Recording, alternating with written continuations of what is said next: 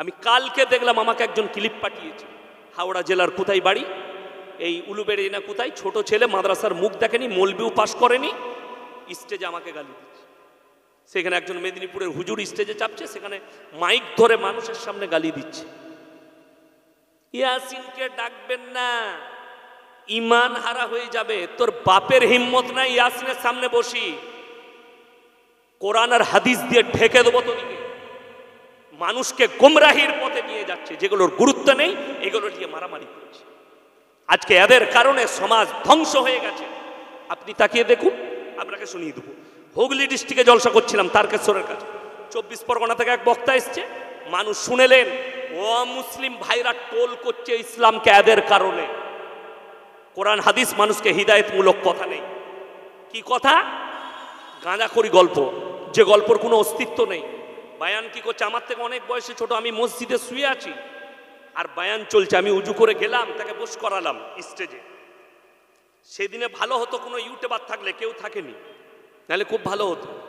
সে বেচারা বায়ান করছে আর মানুষরা বাবারে সুবহানাল্লাহ, বুঝলি কি বুঝে নাই কিচ্ছু, খালি সুরটা ভালো, সুবহানাল্লাহ। এইটাই তো সমাজের গোলমাল।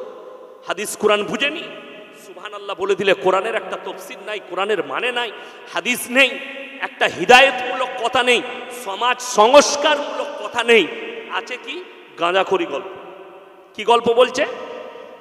বড় পীর আব্দুল কাদের জিলানী রহমতুল্লাহ আলাইহি, তিনি মহান মানুষ ছিলেন। কি মিথ্যাচার করছে শুনেলেন। আচ্ছা, নবীজির থেকে দামি লোক পৃথিবীতে কেউ এসছে? কথা বলেন, কেউ আসতে পারবে কিয়ামত পর্যন্ত? না। এটা আপনি আমি সাক্ষী দিচ্ছি, আলাদা কথা। স্বামী বিবেকানন্দ বলেছেন, পৃথিবীতে কেউ যদি মহামানব হয় তিনি হচ্ছেন হযরত মুহাম্মদ মুস্তাফা, সকলে বলুন সাল্লাল্লাহু আলাইহি সাল্লাম। এটা স্বামী বিবেকানন্দ বলেছেন, আমরা অনেক দূরের কথা, উনার মতো জ্ঞানী মানুষ বলেছেন। চলুন, কি বায়ান হচ্ছে? বাবাজিরাম বড় পীর আব্দুল কাদের জিলানী রহমতুল্লাহ আলাইহি দস্তরখানে খানা খেতে বসেছেন, দেশি মুরগি দিয়ে ভাত খাচ্ছেন বাবাজিরাম। তিনি হাড্ডিগুলো একদিকে জমা করে রাখছেন। তিনার মুরিদরা বলছে, বাবা তুমি যে মুরগিটা খাচ্ছ হাড্ডিগুলো কেন আলাদা রাখছো? বাবা বললেন, বড় পীর বলছেন, বাবা আমি যে মুরগিটা খাচ্ছি, আমি বড় পীর আবার ওই মুরগিটাকে জীবিত করার ক্ষমতা রাখি। যা বুঝে করগা, পেলি কোথায়? আমি স্টেজে গিয়ে ধরলাম, বলছে হুজুর মোবাইলে শুনেছি। আমি তুই মোবাইলে পাশ করা মৌলবি, পড়া মৌলবি লস। সত্যিকারই তাই। জীবনে মাদ্রাসার মুখ দেখে যায় না, খালি সুর শিখে লিয়েছে, এসে গল্প মোবাইলে নোট করে নিয়ে এসে গল্প শোনাচ্ছে। মানুষ এটাকে বক্তা ভাবছে, মানুষ এটাকে দিন ভাবছে। শুনে রেখে দেন, আমি চ্যালেঞ্জ দিলাম, আপনারা বাই রেকর্ডিং হচ্ছে, পশ্চিম বাংলার লয় হিন্দুস্তানের কোন আলেম যদি দেখাতে পারে, একটা জয়ীফ হাদিস যদি দেখাতে পারেন, আল্লাহর রসুল দুম্বার মাংস খেয়েছেন না খাননি? খেয়েছেন। আল্লাহর নবী দুম্বাটাকে জীবিত করেছেন, একটা হাদিস দেখান, জয়ীফ হাদিস, সহি নয়, জয়ীফ দেখান, আমি সেই মৌলবীর গোলামি করব। আল্লাহর নবী বকরির মাংস খেয়েছেন, বকরিটাকে জীবিত করেছেন, একটা হাদিস দেখাও। আল্লাহর নবী উটের মাংস খেয়েছেন, উটটাকে জীবিত করেছেন, একটা দেখাও। একটা জয়ীফ হাদিস পাবেন না। তাইলে এইখানে যদি বড় পীর মুরগিটাকে জীবিত করে, নবীর থেকে পাওয়ার বেশি দেওয়া হচ্ছে না হয়নি? মর্যাদা বেশি দেওয়া হচ্ছে। তার মানে জানতে হবে এটা গাঁজাখড়ি গল্প, বাস্তবের বিপরীত হলে, যেটা রসুলের জন্য প্রযোজ্য নয়। উত্তরপ্রদেশে একজন বক্তা বায়ান করছে, যেটা আল্লাহ নিজের জন্য বলেছে, নবীর জন্যও লয়। কার প্রশংসা? নিজের প্রশংসা করেছেন। কে? কথা বলেন, কে? আল্লাহ। পৃথিবীতে প্রশংসা করার যোগ্যতা কোনো মানুষ রাখে না। নিজের প্রশংসা কেউ যদি নিজে করে, সে মূর্খ। কথাটা বুঝতে পেরেছেন না পারেননি? যদি আমি বলি আমার থেকে বড় বক্তা নাই, আমার থেকে বড় মূর্খ পৃথিবীতে কেউ নেই, আমার থেকে জ্ঞানী কেউ নেই, তাইলে আমার থেকে বড় মূর্খ পৃথিবীতে আর কেউ নেই। চলুন আপনাদিকে বলি, আল্লাহ নবী সাল্লাল্লাহু আলাইহি সাল্লাম, আল্লাহ কোরআন পাঠালেন। সূরা কাহাফ, কোন সূরা বললাম? বাড়িতে গিয়ে যদি মানে কোরআন থেকে খুলে দেখবেন, আমাকে গালি দিবার। সূরা কাহাফের একবারই শেষ আয়াতের আগের আয়াত। কোন আয়াত বললাম? শেষ আয়াতের আগের আয়াত। সূরা কাহাফের একবারই সূরা মারিয়ামের আগে শেষ হচ্ছে, 16 পারায় গিয়ে শেষ হচ্ছে, 15 পারায় স্টার্ট। সূরা কাহাফের একবারই শেষ আয়াতের আগের আয়াত। আল্লাহ নিজের প্রশংসা করছেন এবং মানুষকে চ্যালেঞ্জ করেছেন। আল্লাহ এখানে কি বলে, কুল লাউ কানাল বাহরু মিদাদাল লিকালিমাতি রাব্বি লানাফিদাল বাহরু ক্বাবলা আন তানফাদা কালিমাতু রাব্বি ওয়ালাউ জিনা বিমিথলিহি মাদাদা। হে আমার নবী, বলে দাও পৃথিবীতে যতগুলো সমুদ্র আছে, দরিয়া আছে, নদী আছে, সব পানিগুলো যদি কালি করে দেয়া হয় আর পৃথিবীর মানুষ যদি আল্লাহর প্রশংসা লিখতে শুরু করে, সব শেষ হয়ে যাবে। আমি আবার অতটাই পানি দেবো, অতটাই কালি দেবো, ওটাও শেষ হবে। কিয়ামতের সকাল পর্যন্ত আমার প্রশংসা লেখে পৃথিবীর মানুষ শেষ করতে পারবে না। জোরে বলুন সুবহান। এই শব্দটা আল্লাহ শুধু নিজের জন্য বলেছেন। বয়ান কি হচ্ছে শুনেলেন। मेरे भाइयों, पूरे दुनिया के जितने दरिया हैं, सब पानी को अगर स्याही कर दिया जाए, सारे दरख्तों को कलम बना दिया जाए और पूरे दुनिया के लोग बड़ा पीर का तारीफ लिखना शुरू करे तो क़यामत तक लिख कर खत्म नहीं कर सकते। नाउज बिल्लाह। এই ধরনের কথা বলা বড় পীরকে ছোট করা।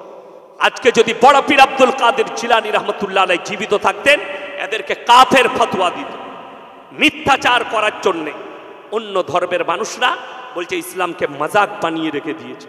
আপনি চলুন, হাজারদুয়ারির নাম শুনেছেন না শুনেননি? কোথায় আছে? মুর্শিদাবাদ ডিস্ট্রিক্টে। আমার কাল বাদ দিয়ে পরশু জলসা আছে হাজারদুয়ারির পাশে, বৃহস্পতিবার। আপনার সরলপুর মাদ্রাসা একদম লালবাগে। আর এক মাস পরে একবারই ওইখানে বরফখানায় মিলিটারি ক্যাম্পের পাশে আছে, যেখানে হাজারদুয়ারি ওইখানেই আছে। কাটরা মসজিদের কাছে বরফখানা বলে একটা পাড়া আছে, ওই মসজিদে আমার জলসা আছে। ওইখানে আমি একবার মালদা থেকে জলসা করেছি, রাতের বেলায় ছিলাম, সকালবেলায় বেরিয়ে এলাম। আমার তারপরের দিনে মুর্শিদাবাদে জলসা ছিল, খুনিয়াপুকুর বলে একটা মাদ্রাসায়। তো আমার ড্রাইভারকে বললাম চলো একটু হাজারদুয়ারিতে ঘুরি। ওরা বললে ঢুকবো, আমি বললাম চলে যাও। তো একজন ভদ্র মহিলা, সে বললে হুজুর আপনাদের টিকিট লাগবে না। আমি ঢুকিনি, আমি বললাম তোমরা ঘুরে এসো, আমি বাইরে বসছি। তো দেখবেন একটা তোপ রাখা আছে মধ্যেখানে, তোপের পাশে একটা গম্বুজের মতো ঘর আছে। তো ওই ঘরটার দরজার সোজাসুজি আমি ঘাসের ওপরে বসলাম। বসে আমি মোবাইল ঘাঁটছি, কোরআনের তফসির দেখছি মোবাইলে। তো একদল অমুসলিম মা বোন ভাই, তাদের সঙ্গে কিছু মুসলিম আছে, একজন গাইড যারা দেখিয়ে দেয় এটা এই এটা ওই, আর তাদের সঙ্গে একজন ভদ্র মহিলা এলেন। ভদ্র মহিলা অমুসলিম, তার কাছে হাতের চাবিটা আছে ওই কামরা। তালাটা খুললো, ভেতরে আমি তাকিয়ে দেখলাম মাটির ঢিপি করা আছে। সেই ঢিপিতে একটা চাদর চাপানো আছে। চাদরের এক কোণে লেখা আছে আলী, এক কোণে লেখা আছে ইয়া হোসেন, এক কোণে লেখা আছে ইয়া হুসেন, এক কোণে লেখা আছে ফাতেমা, আর মধ্যখানে লেখা আছে লা ইলাহা ইল্লাল্লাহ মুহাম্মাদুর রাসূলুল্লাহ। তার মধ্যখানে একটা ত্রিশূল গাঁথা আছে। ত্রিশূল বুঝেছেন তো? ত্রিশূলটা গাঁথা আছে। এখন যে গাইড সে ওদিকে বোঝাচ্ছে, দেখুন এই মাটিটা নবাব সিরাজউদ্দৌলা মক্কা থেকে এনেছিলেন। যারা হজ করতে যেতে পারে না, মোটামুটি এইখানে এলে মোটামুটি হজ হয়ে যায়। তো আমি তাদেরকে বললাম যে ভাই আমি একটা কথা বলবো। তা আমি দেখলাম মুর্শিদাবাদের ভাষায় বলি, ও যদি বুঝতে পারে বর্ধমানে তা মারবে আমার। আমি বললাম ভাই আমি একখান কথা বলবো। বলছে বলো তো। আমি বললাম তাহলে এই যে অমুসলিম ভাই, এই মুসলিমরা এরা যে দেখলো এদের মোটামুটি হজ হয়ে গেল। আমাকে বলছে কোথায় বাড়ি? আমি বললাম মির্জাপুরে। মানে মির্জাপুর খুব ডেঞ্জার, বেলডাঙ্গায়। ওদের নাম শুনলে সবাই ভয় খায়। আমি দেখলাম ওই গ্রামের নাম করি যাতে আমাকে না মারে। তো আমি যখন বলেছি সে আর কিছু বলেনি, বলে যাও তো, তোমাকে বকতে বলা হয়নি। আমি বললাম ভাই ধোকার কত দিবে? নাউজবিল্লাহ বলেন, কত বড় প্রতারণা। এই কথাটা বলাটাই কুফরি, এই কথাটা বলাটাই শিরক। আজকে অবাক লাগে, হাওড়া হুগলি 24 পরগনার লোক সকালবেলায় উঠে ফুরফুরায় গিয়ে ওসিয়তনামা দেখে আসুন। দাদা হুজুর পীর কেবলা রহমতুল্লাহ আলাই তেনার ওসিয়তনামায় লিখেছে মেয়েদের মাজারে যাওয়া হারাম। আহমদ রাজা বেরেলভি ফতোয়ায়ে রিজবিয়া খণ্ড নম্বর 24 পৃষ্ঠা নম্বর 497, পাকিস্তান করাচিতে ছাপা হয়েছে। তিনি লিখেছেন মেয়েদের মাজারে যাওয়া তো দূরের কথা, নিয়ত করাটাও হারাম। আপনি বলছেন আমি দাদা হুজুরকে ভালোবাসি, অথচ হাওড়া হুগলি 24 পরগনার এই দাদা হুজুরের ভক্ত সেজে নিজের বউকে নিয়ে বাস ভাড়া করে আজমিরে গিয়ে সেখানে সিজদা দিয়ে আসছেন খাজা মঈনুদ্দিন চিশতি রহমতুল্লাহ আলাইহির কবরে, নিজের বউকে নিয়ে যাচ্ছেন। তোমার থেকে বড় দাদা হুজুরের দুশ্মন কে হতে পারে? একটা পৃথিবীর মৌলবি যদি দেখাতে পারে, খাজা মঈনুদ্দিন চিশতি রহমতুল্লাহ আলাইহি লিখে গেছেন যে আমি মরে যাওয়ার পরে কবর তৈরি করবি, সিজদা দিবি, চাদর চড়াবি, সিন্নি দিবি, হাঁস মুরগি দিবি, মান্নত করবি। আমি জীবন আর সমাজের বুকে বক্তব্য দেবো না। একটা খাজা বাবার লেখা দেখিয়ে দাও, কোনো মৌলবি যদি লেখা দেখাতে পারে। এখানে হাজি সাহেব কে কে আছেন হাত তুলে?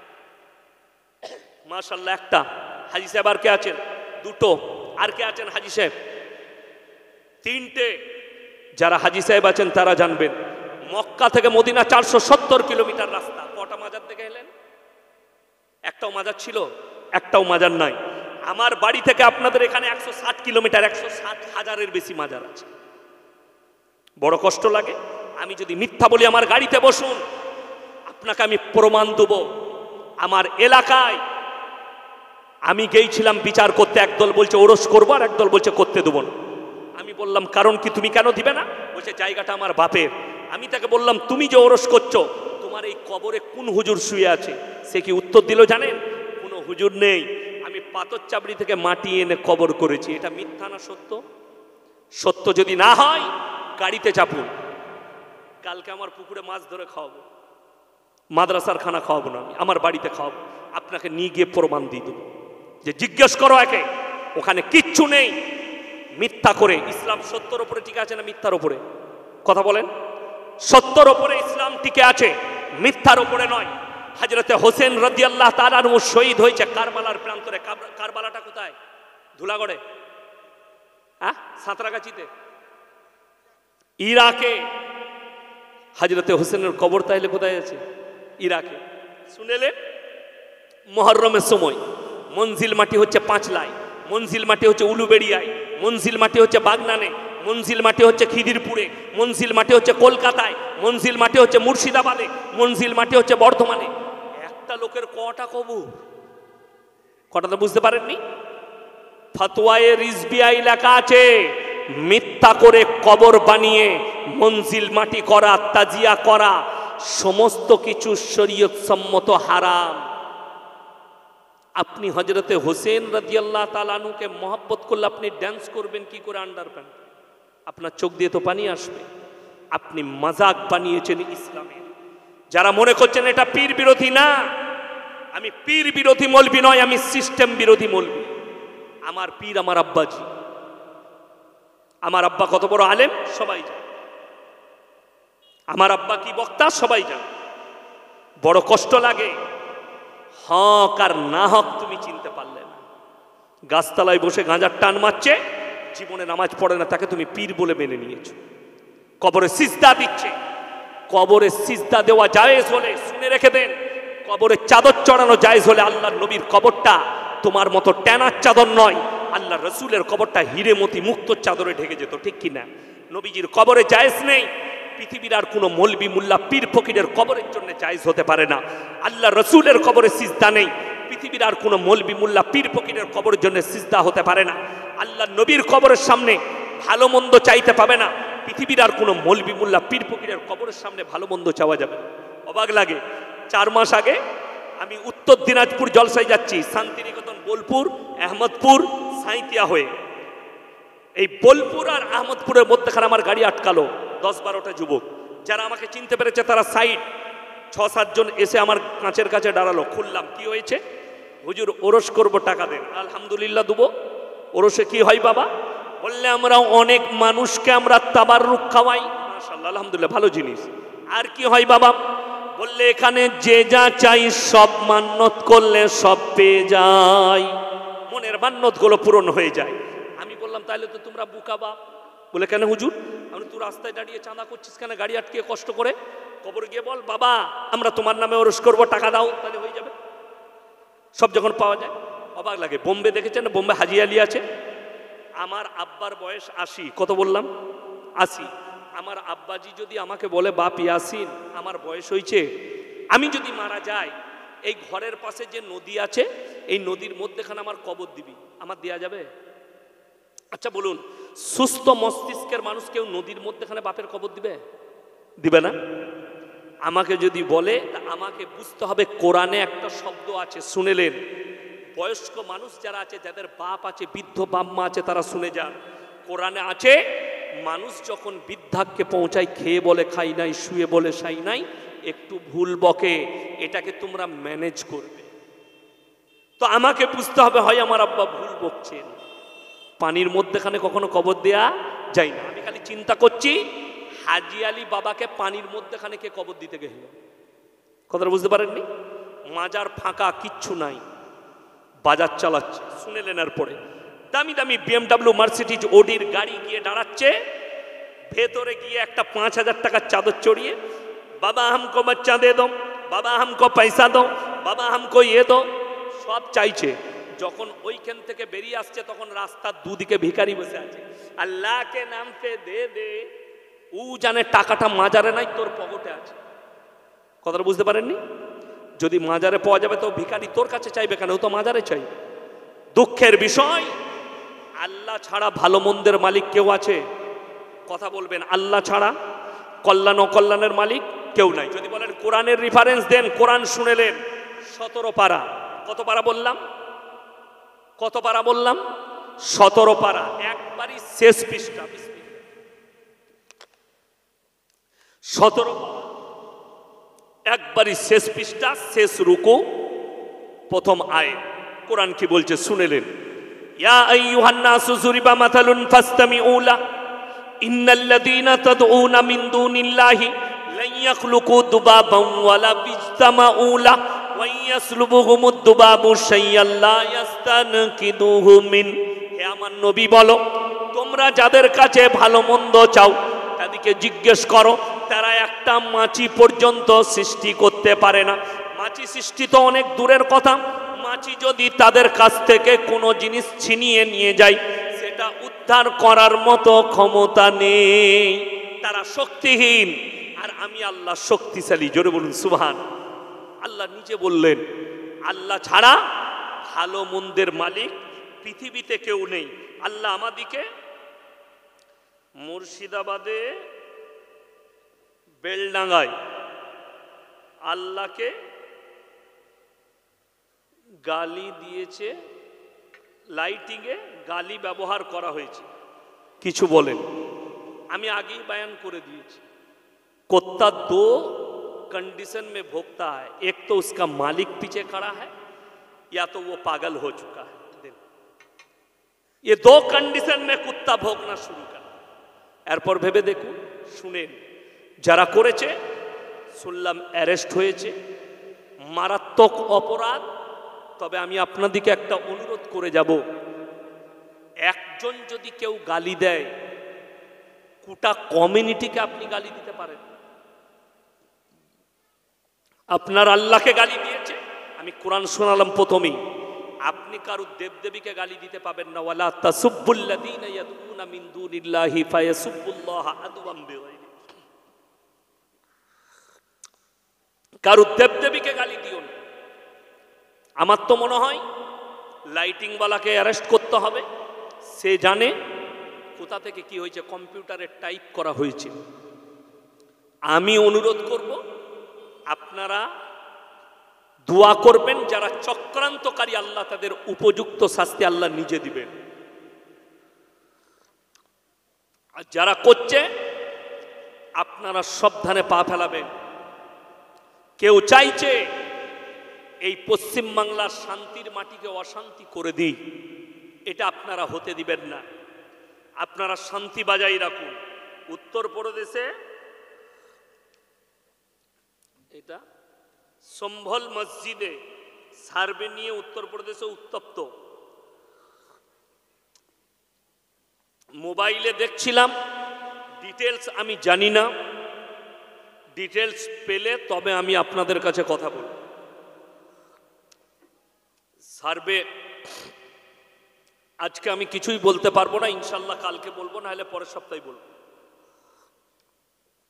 চলুন, আরো আছে, দাও কি আছে দেখে নি।